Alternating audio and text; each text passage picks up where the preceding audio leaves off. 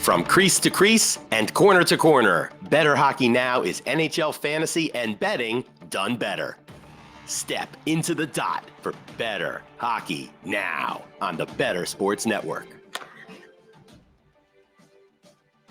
That's right, folks. Welcome into another edition of Bettor Hockey Now here on the Bettor Sports Network and Fantasy Alarm YouTube pages. I'm your host, Adam Bernard, and my line mates, as always, are Mr. Anthony Rivera at Ant Rivera 86 and Christopher Morais at Fuzzy Chris 91.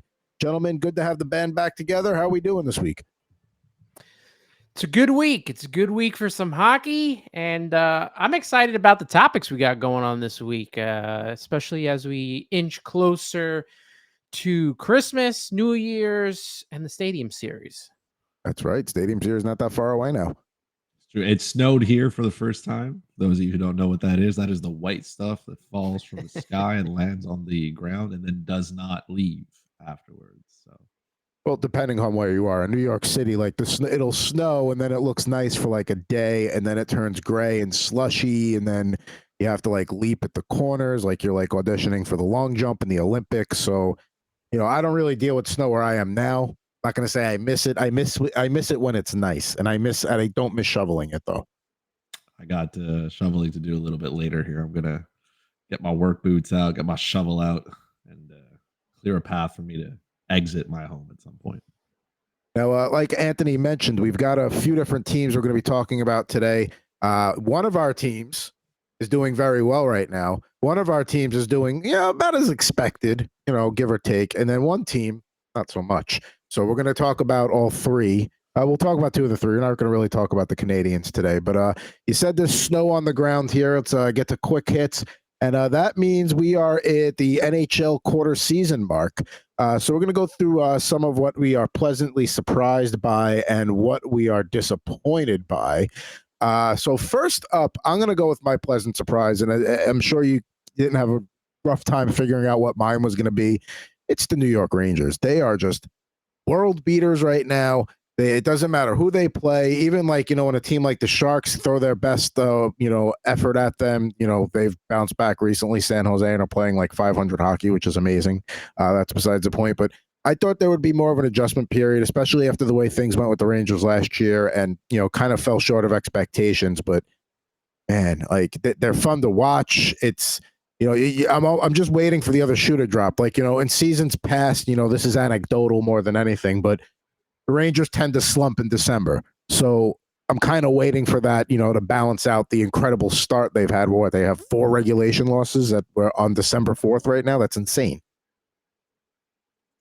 I mean, I don't know if you want me to add something positive to this. Montreal, you said we're not going to talk about the Montreal Canadiens, so I'm obviously going to throw it in the first chance I got. I think Montreal has 4 regulation wins this season. So yes, the New York Rangers are good. They're probably 2 sport athletes as well, specifically Jacob Trouba, who we know he can swing a stick. He can probably make contact with a 98 mile an hour fastball, get that out of the park. But yes, it has been unfortunate to watch the Rangers be so dominant from a fantasy perspective, though. Like if you have guys like Artemi Panarin, I think a lot of people let him slip because he didn't shoot the puck and he wasn't scoring a ton of goals. Man seems to be eating whatever Connor McDavid was eating last year because he is scoring goals in bunches. It is fun to watch them. Jonathan Quick seems to, be fine. He came down a little bit to earth there against San Jose because of course he did.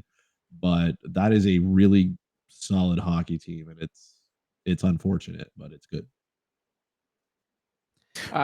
They just have a lot of depth. I mean, they are lined up pretty well right now, and you're getting good play, like you said, from Artemi Panarin, who's scoring a lot of goals, and you're getting really good play from guys like Alexis Lafreniere and even Jimmy Vesey on the 4th line. So when you're getting play all the way down to your 4th line, and this team is firing on all cylinders, we've already talked a whole lot of times about the goalie situation in New York with the Rangers and their coach, the goalie's coach, and how he's able to turn, the bench guy, the backup into something that's viable. And we're seeing that with what's happened with Jonathan Quick and this little renaissance that he's having towards the end of his career. The Rangers are looking really, really good right now, and I know Adam is ecstatic about it.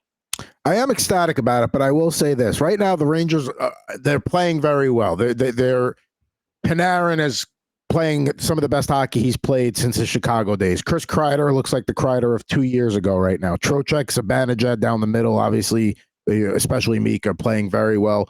Fox on the blue line.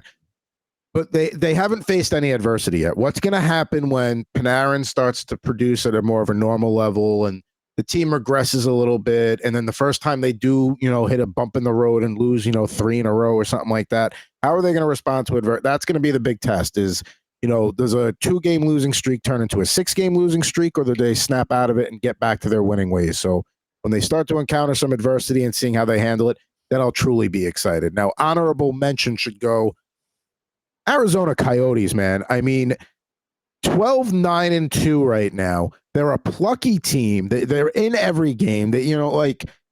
It's not crazy to say that they could be a wild card contender. So with the way like we talked about last week, was if we're assuming Edmonton's going to bounce back and get one spot, then who's going to get the other one?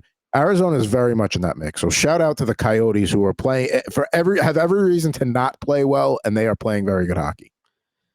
Yeah, they were a team that I was starting to hone in on during the offseason when they made some of their moves. Obviously, they had Clayton Keller, Logan Cooley, Nick Smoltz, and guys like that. They added Jason Zucker to the group.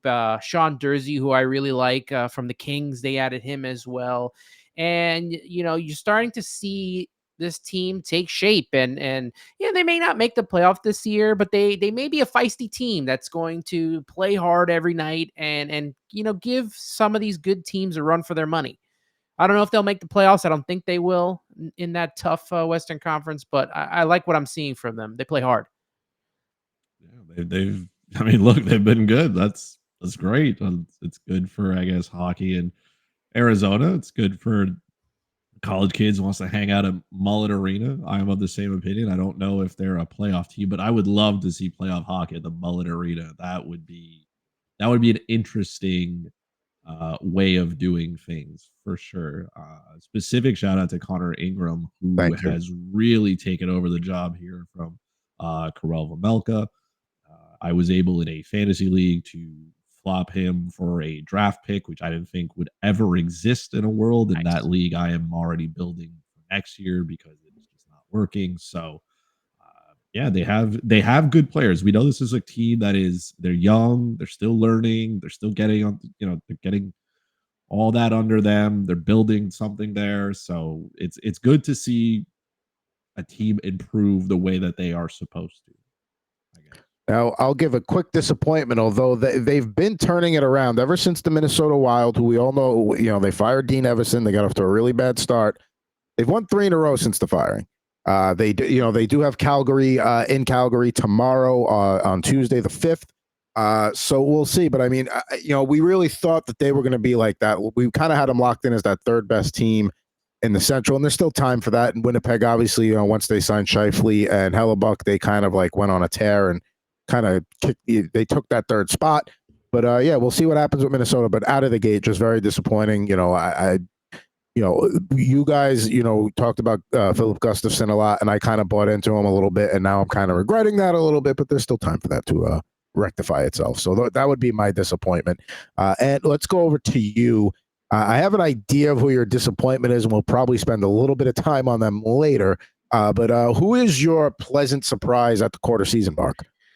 I initially was going to go to Arizona, but I saw that you put them as your honorable mention. Another consideration was Boston, because I didn't, as much as I know that Chris thought that they were going to fall off the face of the planet, I didn't think they were going to be this good at all. I thought they would have been, playing decently, but I didn't think they were going to be this good. But I'm going with the Vancouver Canucks as my pleasant surprise. We're talking about this is the best team right now in Canada. Who would have thought that going into the season? And, they're getting a great play from Quinn Hughes and a lot of these guys in the lineup. And, to be right behind the Golden Knights, only 3 points, that's pretty well. And right above the Kings as well. And they're they're playing as well as you could play right now. And right, the last 10, they're 5-5, but I like what I've seen from Vancouver so far.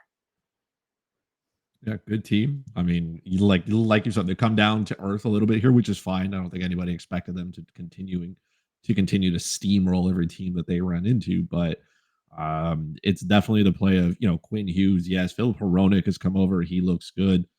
They went out to go get Zadorov so he can play on the other side of Tyler Myers and basically have two of the tallest human beings on one pairing on the blue line. Kind of seems unfair to anybody who's not like 6'5". So yes, they are in a good position. I think the play of Thatcher Demko has obviously made them the team that they are as well.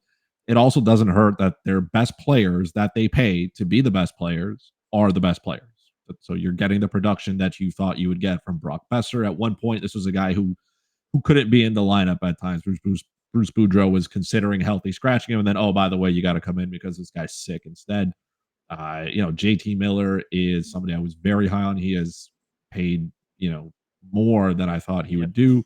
Elias Pettersson looks really good as well. Quinn Hughes, like I said, he's firing the puck. This is a really good hockey team, which is why I think it's going to be hard for the Edmonton Oilers to catch up in that division, just because they would have to be better than either the LA Kings, the Vegas Golden Knights, or the Vancouver Canucks, and I just don't see that happening.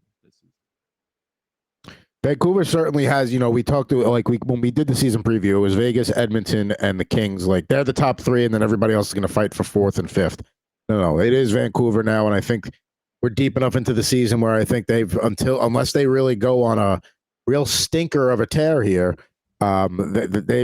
that's their spot to lose, being in the top three. And like you said, Edmonton dug themselves quite the hole. That doesn't mean they're out of the wild card yet, but I mean, there's still a lot of time. It's, still December. You still got to flip the calendars. Best hockey's yet to come this season. But yeah, Vancouver, absolutely a fantastic, pleasant surprise. Now, your disappointment, I'm going to say, is probably your Devils. Yeah, I talked them up all summer long, so I'm going to give a little dose of it right back. Yeah, they are been disappointing to me. We're talking about a team that a lot of people, including myself, projected to be somewhere close to that Stanley Cup run, and they are now second to last, right on top of the Columbus Blue Jackets by only 3 points. So they have a -4 differential.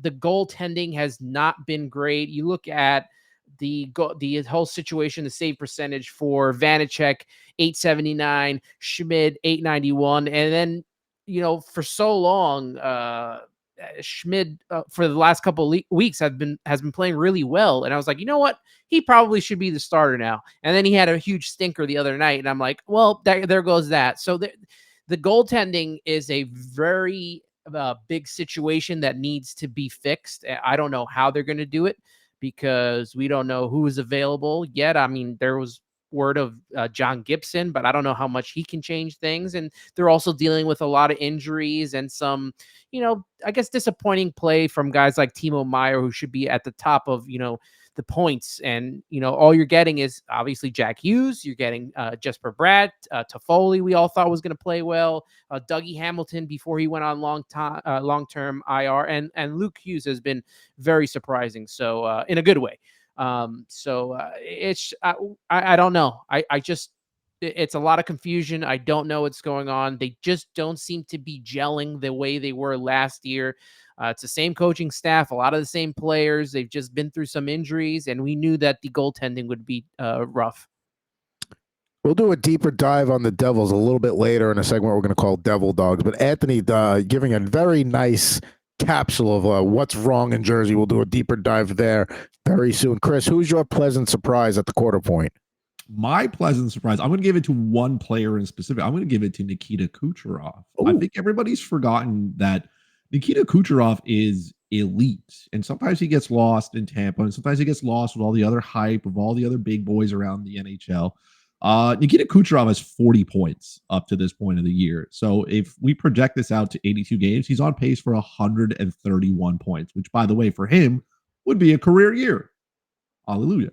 So with all the stuff that, and I know sometimes when it comes time to draft your fantasy hockey teams, you look at Nikita Kucherov, you're just like, he's not a goal scorer. And then, he's got 15 goals in 24 games. And you're like, he's just a guy who gets assists, or he doesn't shoot the puck much, but yet here he is at the top of the leaderboard in most offensive categories, including, shot production. He shoots the puck. Steven Stamkos has forgotten what that must be like, and Braden Point is not shooting enough, but here comes Nikita Kucherov and firing the puck, and he's a big reason why I think the Tampa Bay Lightning are in the position that they are. They still had to get to this point without Andrei Vasilevsky. Now, granted, he's come back. It's been it's been slower for him, which is fine.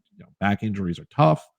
But Nikita Kucherov is just one of those players that he's doing what he's supposed to do, and he's doing it at an exceptionally high level. I think he can win MVP. I just at how good he is, and if this Tampa Bay team makes the playoffs, I would say he is if not the main reason why Tampa Bay is where they are. If you took him out of the lineup, I don't think this Tampa Bay team would survive even one bit. I think if they lost Steven Stamkos, it would be tough. I think they would get over it. I think if they lost Braden Point, it would be tough, but they would get over it. If they lost Nikita Kucherov, this team is nowhere near where they should be.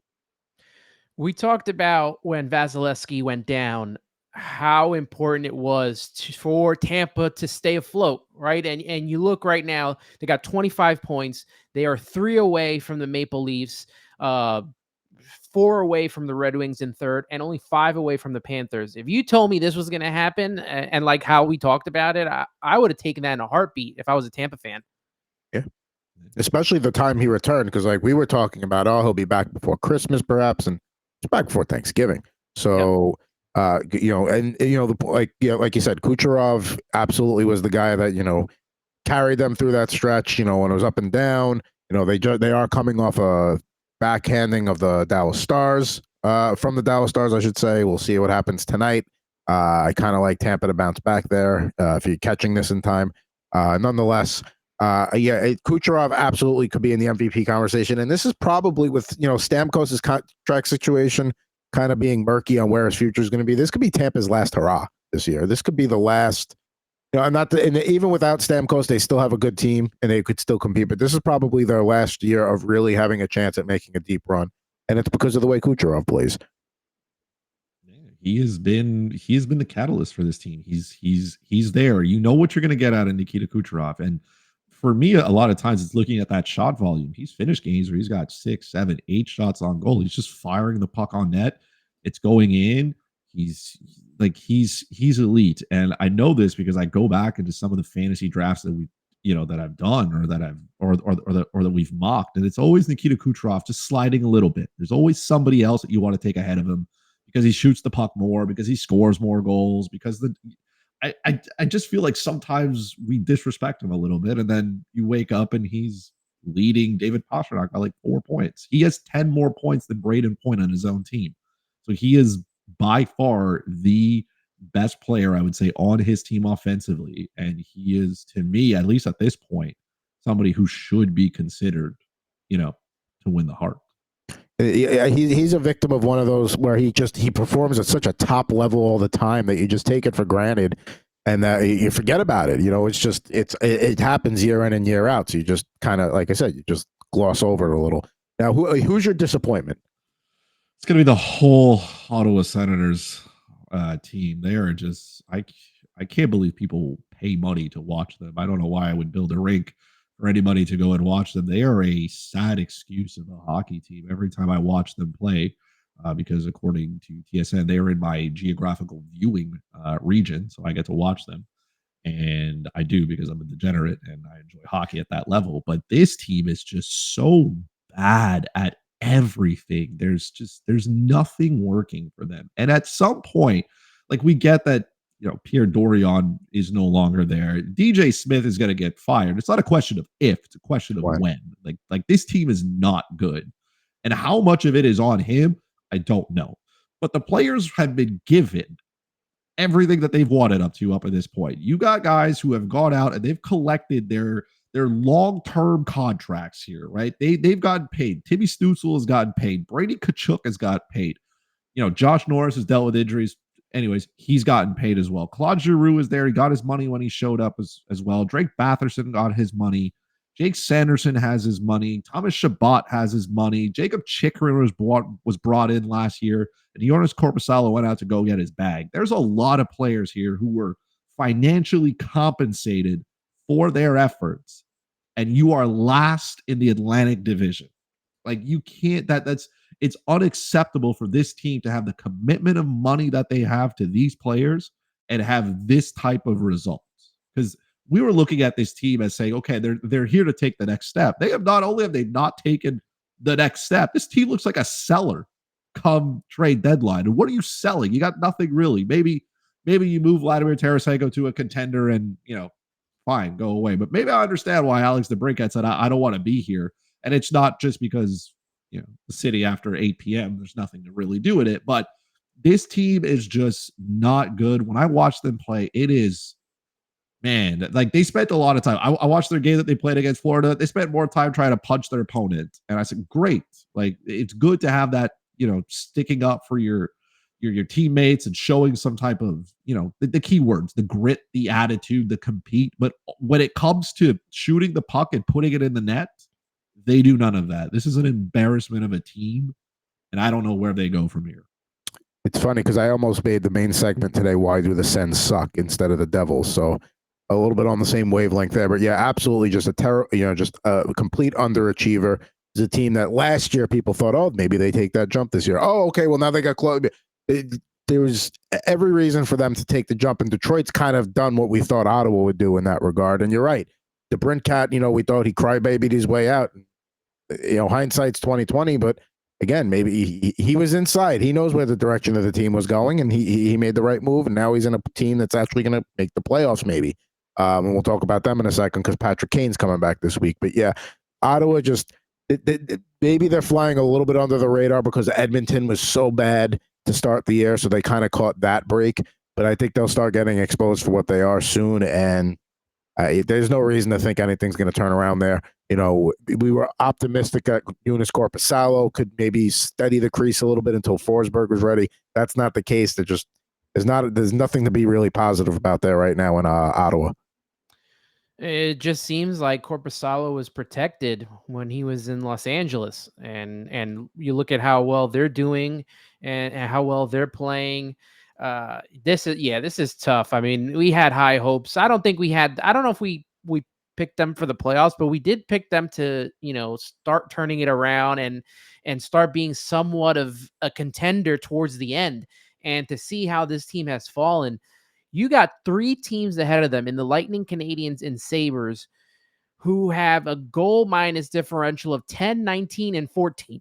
And the Senators is a +1.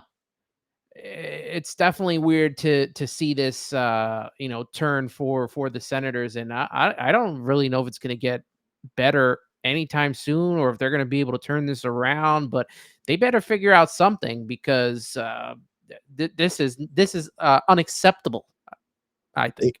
18 points, third worst in the league currently behind the Sharks and Blackhawks. So there you go. Oh, by the way, they may not have a first pick because Pierre Dorion cannot file paperwork correctly. So just this whole franchise this year has just been like, it's something you write a novel about as a fiction. And you're like, oh, this is a cool story you read to kids like Santa Claus and the Tooth Fairy. But no, this is real. Senator fans, wake up. And this is their team. They get into their car, they drive 40 minutes to Canada in the middle of nowhere to watch them do whatever they do. It is miserable. I think Sharks fans and Senators fans should try have a competition at who has it worse this year.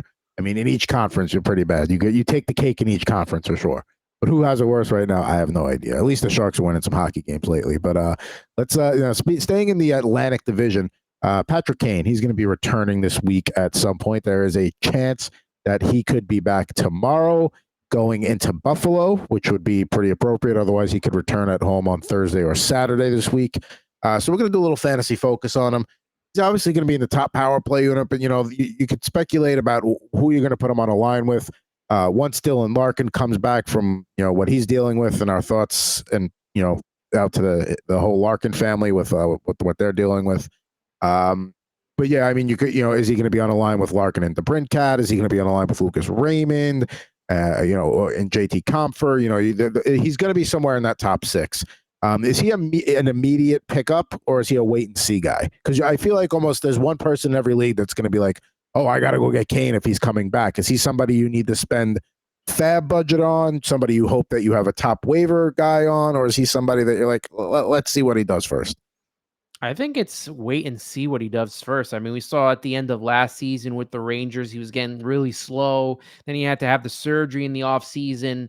I'm surprised that they're going to throw him up on the top 6 line this early with him coming back. I thought that maybe they would, monitor his minutes and see see if he could build up towards the top 6 line. But, if they're going to put him in the top 6, I don't know. I hope he just doesn't mess with the groove that Detroit has already put together by adding him to this lineup. Like they've been playing so well, and they're top 3 in the Atlantic Division. I hope he just doesn't mess with the I'm trying to think of the word. Chemistry. Perfect. That's the perfect word. Chemistry that the Red Wings have already put together. I mean, here's the thing. He's already like 75% owned in Yahoo League. So if you're looking for him, he's probably in a really shallow league where you can just kind of wait it out because he's probably not better.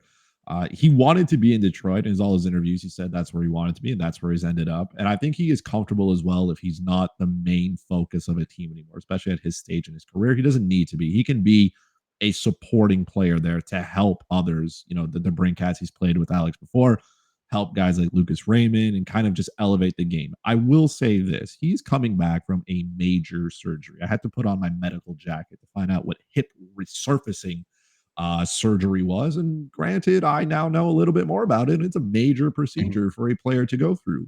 Fun fact as well, I think there's like 3 NHL players who have had it before, Ed Jovanovski being one, Ryan Kessler being the second, and Nick Backstrom being the third. So Ed Jovanovski came back a little bit, wasn't very great. Ryan Kessler has never played hockey again. And Nick Backstrom, well, we know what that has given. So I wouldn't jump the gun right now for Patrick Kane. He did say that he's feeling a lot better, that he's playing without pain, that he feels like he can move left and right, which is important when you play hockey to be able to, shift around players. And you know how Patrick Kane's footwork is there. The speed may not be there, but the agility is always what made him so good. So if he's going to be playing without pain, it's going to help him feel better, sure, all for it. But man, this is a tough surgery for a player to come back to. And right now, like statistically, players do not have a ton of success when they come back from this. So I don't know if Patrick Kane is going to come in and make an immediate impact to this Detroit team. I see him more as falling into kind of like that third line winger kind of spot, second power play unit, more of a support player for what this team needs. Maybe he plays the 13 minutes a night. Maybe he bumps up to 15 if he gets more power play time. If they want to put him on that first unit, kind of facilitate the puck around, they can go ahead and do so. But I'm not looking at him to come out here and just take the league by storm or all of a sudden have this magical comeback where he starts to be a point per game player. I don't think it's there. I think this is a tough spot for him. I don't know how his body's going to hold up either. There's too many red flags here for me to just say, okay, I'll go out and spend a ton of fab on him. Like if somebody else wants to do it, go right ahead. And if you have a roster spot that you want to take a risk on, sure, go ahead. He can't make it worse. He can only make it better. So there's very little risk and a ton of upside here. But I want to see him play a little bit and kind of gauge from there how his body is going to feel. Because again, players have tried to come back from this and it has not worked out very well at all. I think regardless of anytime a player misses that much time, regardless of it being a hip injury or whatever it might be, especially at Kane's age, you got to ease him back in. I don't think they're going to trot him out there 20 to 23 minutes a night. Go, go, go. There's going to be a gradual release, period. I don't think they'd be trying to play him this week if the doctors and everybody were saying, had any trepidation about him going. I think they realized that if Detroit's really going to have a chance at making the playoffs and being a team that can stay towards the top of the Atlantic, they need Kane throughout. I have heard that they do have a unofficial handshake agreement that if Detroit is not legitimately in a playoff hunt down the stretch, that Kane would be dealt. So, I mean, I can't imagine Kane would want to rush himself back and jeopardize a chance, even if things don't go well in Detroit, even if they just kind of hover around 500. I think he's also looking at, okay, if it's not going to be here, it could be somewhere else after the trade deadline. So I don't think as much as guys, athletes of like a Kane level where you can't tell them to sit, they're going to play. They want to be out there as soon as they can. I think at this point in his career, he also knows like, hey, if I got to be smart about this and not just go right out when I can.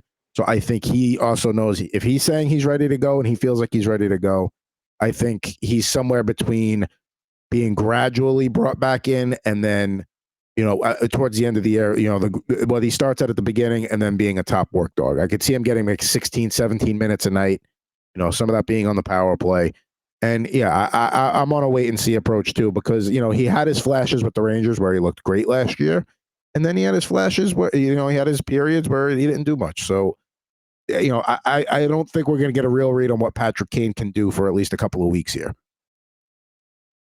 That is, look, that's, I'm 100% there. I just don't know how his body's going to hold up at this point to everything that's going to be thrown at him. If he does play the power play even more, great. If he's productive, even better. Like he's here to do well. And I truly believe that if he is, he's done all this rehab, he's done this surgery. He clearly believes that he can play, and he clearly believes that he can play at a high enough level to warrant, convincing a team to show up. And there were teams that were in on him. There were multiple teams who were taking a run at him and seeing if it worked. So the interest was there.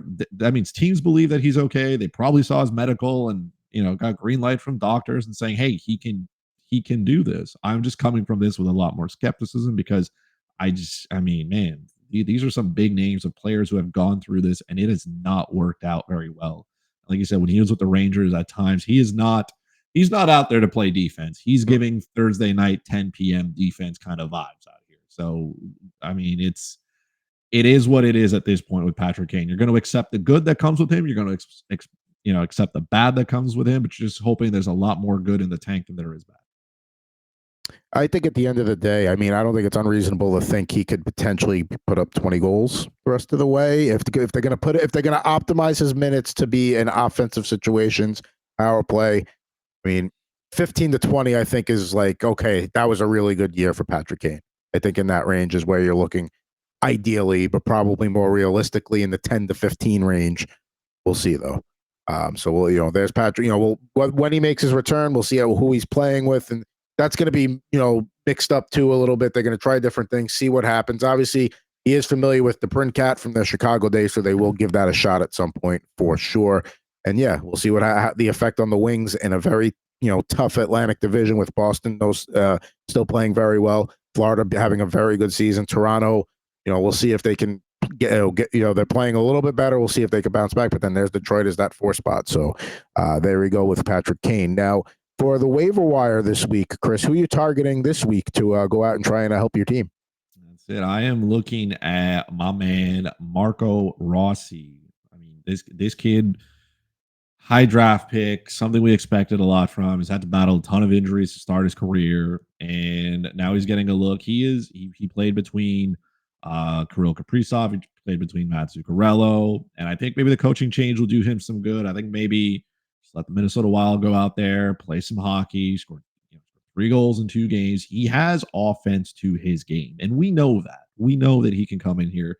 The thing for me, or at least for Minnesota, has been they have no depth down the middle. This is a team that just refuses to go out and get a centerman to play down the middle. They've always been strong defensively with good goaltending, so you figure, fine, we don't have to do that. We don't have to worry about it. We'll just trot out whatever we have and have success. And this year, that has not happened one bit.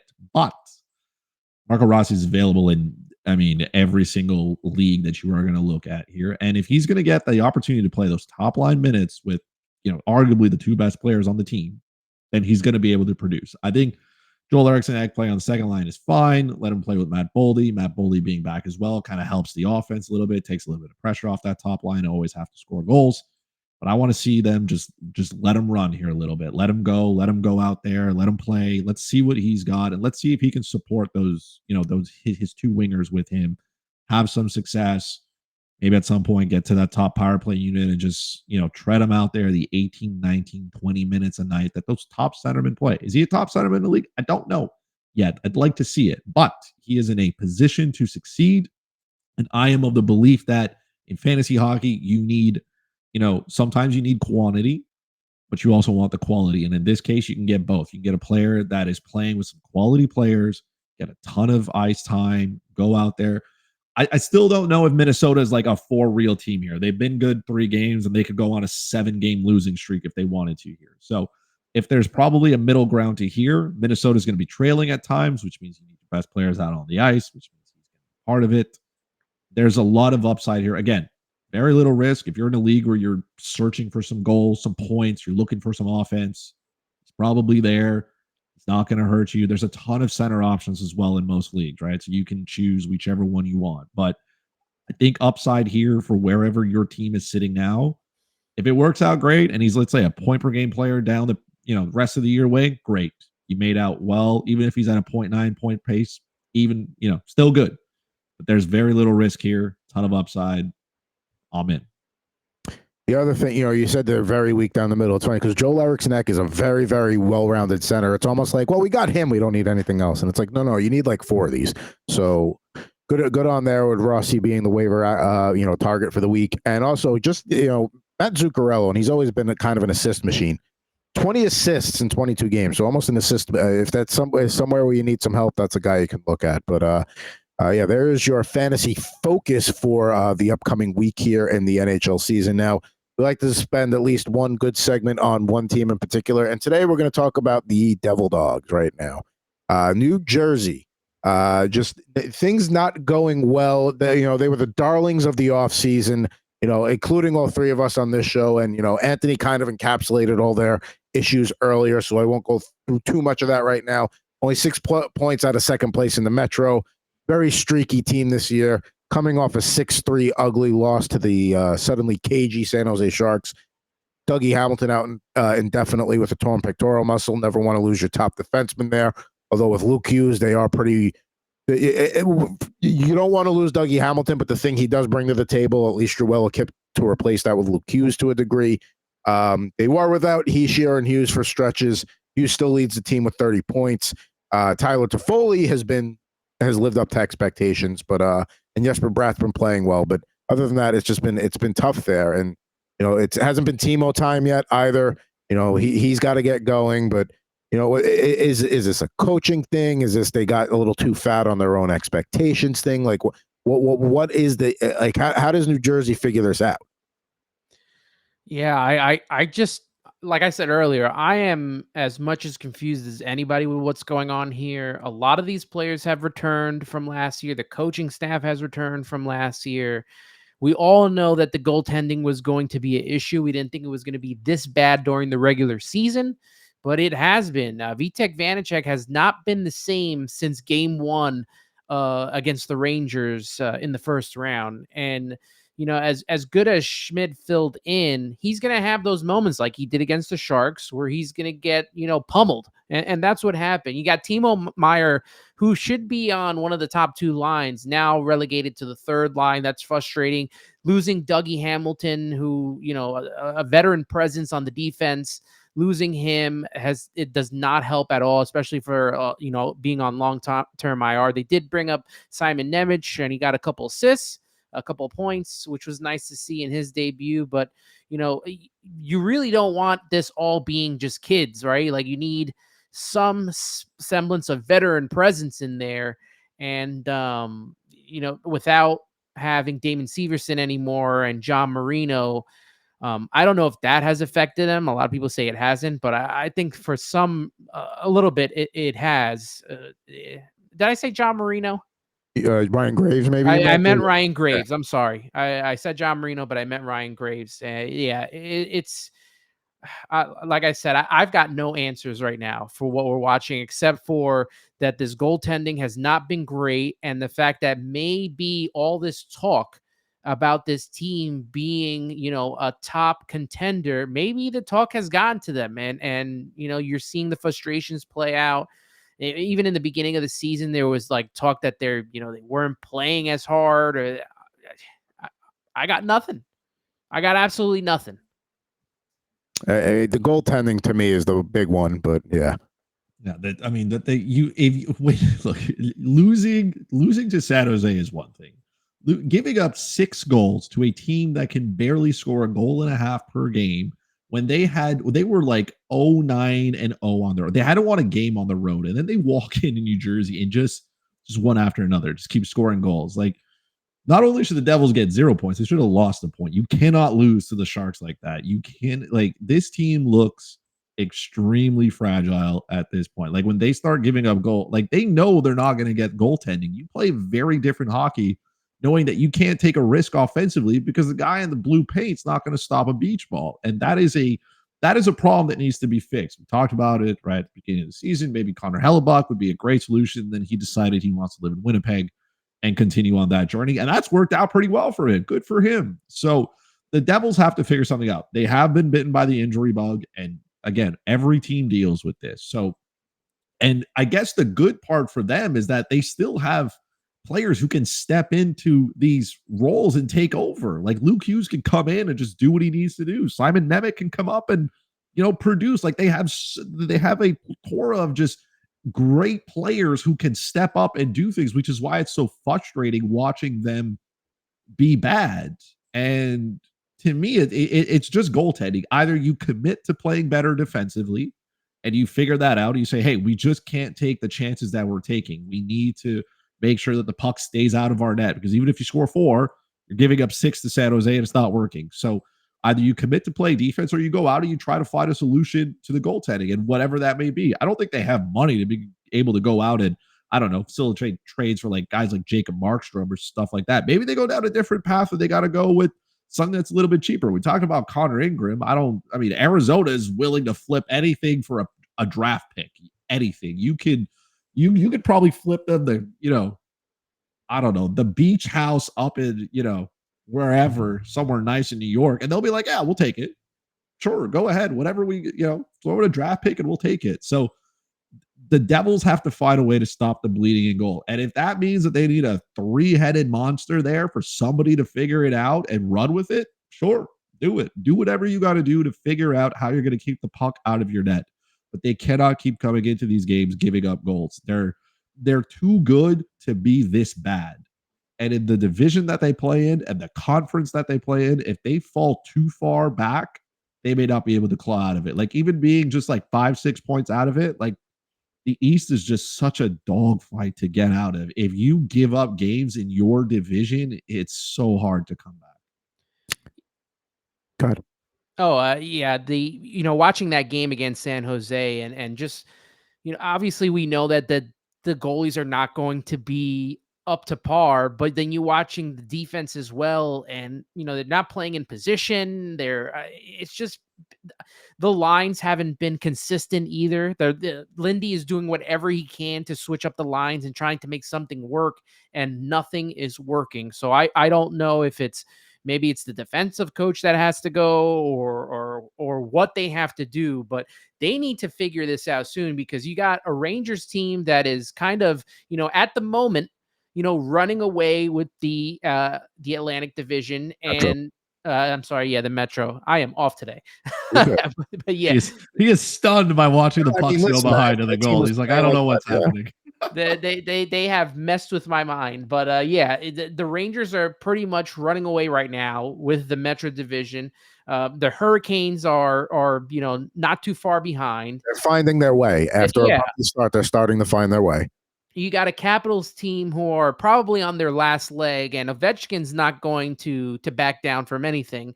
And the Islanders they play their gritty type of Islanders game. So the Devils really need to figure out a way to pick this up, and it has to be soon. Like, it has to be in this month that they have to turn a corner here, because if they don't, they are going to be a team that was in the playoffs last year and out of the playoffs this year. Like you said, the division does them no favors, because Philly's playing up to expectation. In Pittsburgh right now, hovering around 500 hockey. They got a run coming from them at some point. At some point, they're gonna rattle off 6 or 7. They're gonna boost themselves in the standings.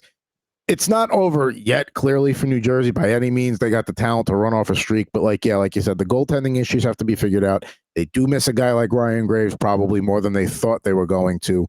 And yet just consistency would be nice, but you didn't have it because of injuries at the beginning of the year. Now and just when you're starting to finally get healthy, now you just lose Dougie Hamilton. You're well equipped you're equipped to at least weather the storm there on the blue line. I will say when Timo gets going, it's getting past the point of him making up for lost time. But when he does go, he is gonna just dominate for like a week or two, like straight. Like he is one of those guys when he gets going, he really gets going. But Devils could use that right now. And I like Chris said, maybe you got to find a goalie that if you can't get a top notch goalie, find somebody that could be a 3-headed monster, and they push each other, and then you take the top 2 to the playoffs with you.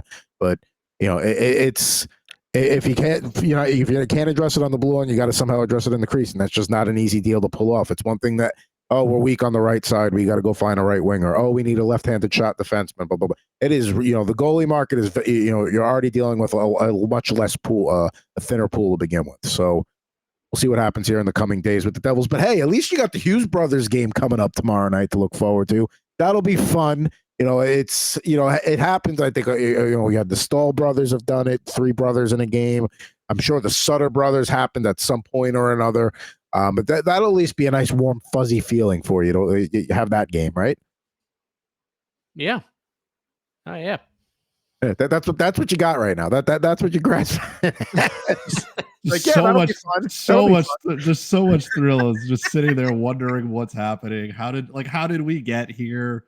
Is this real? Are we living in a Matrix world where I don't understand? Just absolutely stunned, which is how I feel. On the 2 of my shares of the New Jersey Devils that I own, I was lucky enough to own Nico Hischier and Timo Meier.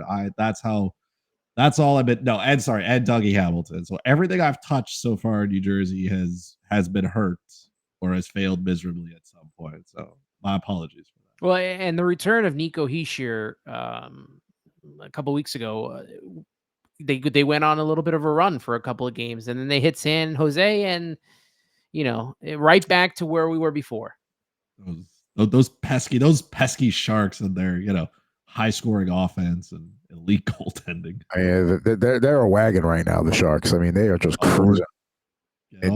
I mean, listen, law of averages. They got off to such a bad start. They had to get a few wins in a row at some point, right? Or at least be competitive a few games in a row, right? But that's there's hope for the Devils to. Something's not right in New Jersey, but it'll probably get figured out. So at least you have that. You have everything's in place for it to once you do get it figured out, they should get cooking. We'll see it. But like you said, it's got to happen this month. You can't afford to wait until this can't be a January. We can't be talking about this in January. Can't be.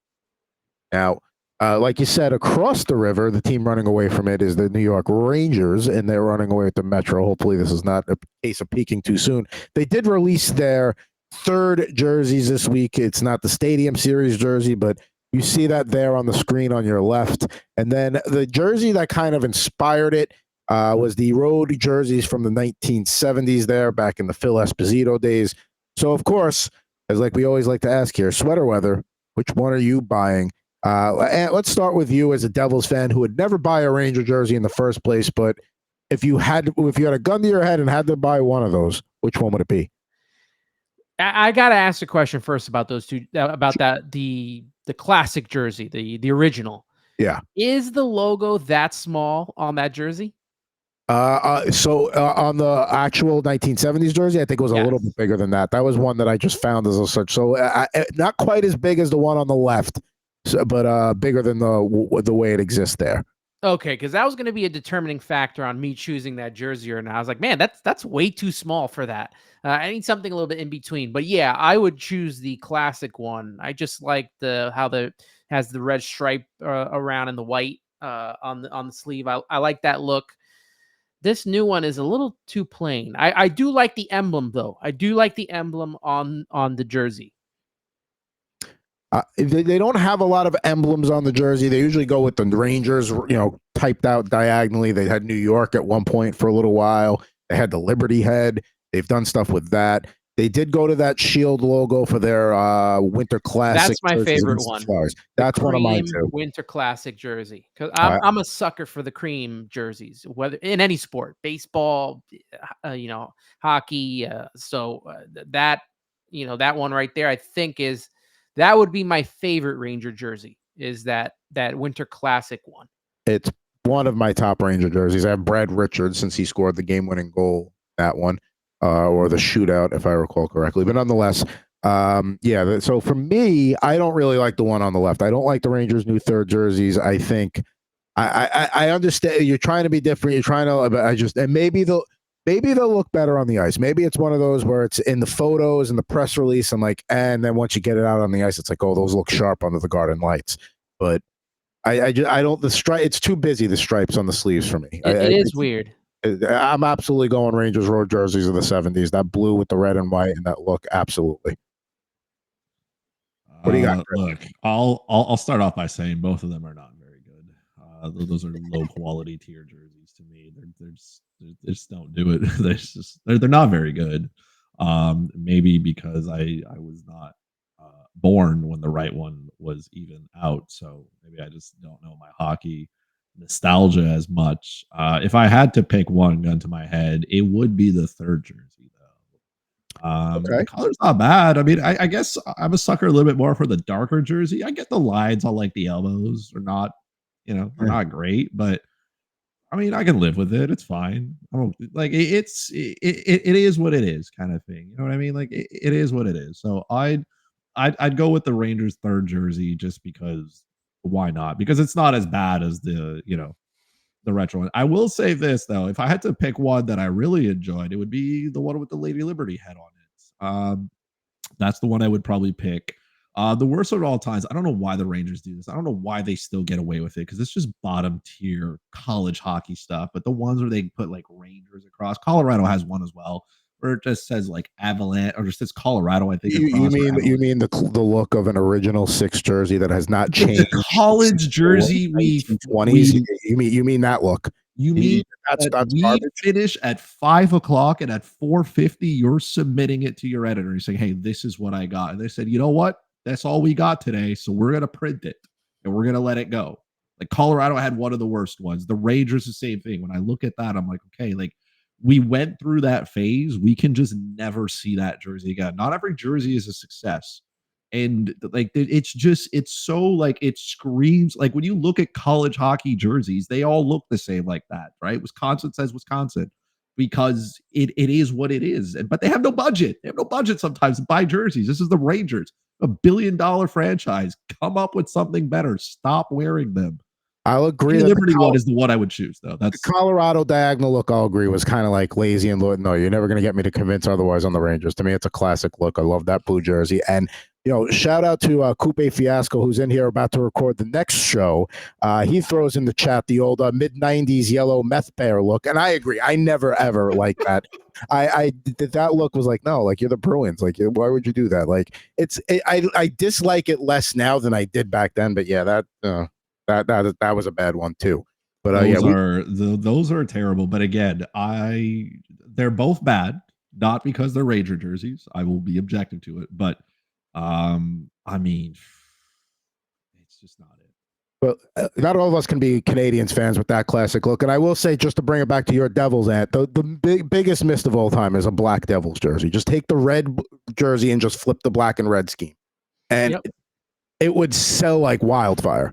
Let's see what happens for the Stadium Series if they do anything. I haven't heard anything about a jersey change, or they haven't announced anything for that. So they do have a black jersey that just says Jersey on it, but nothing with the emblem. They do have a fan one that's a black jersey with the gray and the red in the middle. So, but they never used that.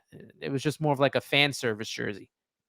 Yeah, I mean, the NHL has been pretty tight-lipped about the Winter Classic jersey, so it'll be interesting to see what comes out. I would assume they're going to reveal one matchup one day, one matchup the next day, or something like that. But we'll see what they do with that. But that'll do it for another edition of Bettor Hockey Now here on the Bettor Sports Network and Fantasy Alarm YouTube page. It's been a fun, chock-full show. Talk some Patrick Kane, NHL at the quarter season point, and Marco Rossi being a guy you could go rely on for your waiver wire this week. But for Mr.